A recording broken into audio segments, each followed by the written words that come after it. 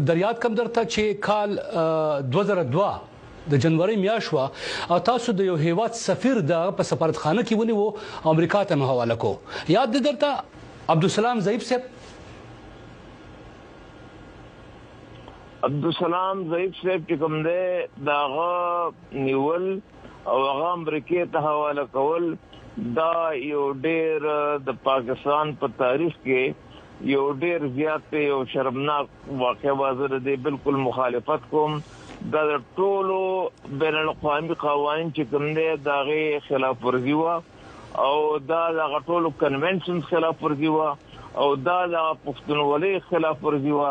او دا د طالبانو سره چې د پاکستان کوم تعلقات او کوم اړیکې وي او پندشپک کار دغه مرسته کړي وا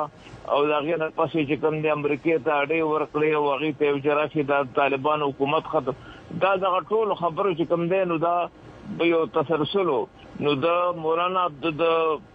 عبدالسلام ضعیف نیول او بیا غیتا والا کول او بیا په پیښور په میدان هوایی باندې داغه بیزتی کول او بیا بګرام ته بوتل او بیا دا ټول چې کوم دی دا ټول څومره قوانین د بین الاقوامي قوانین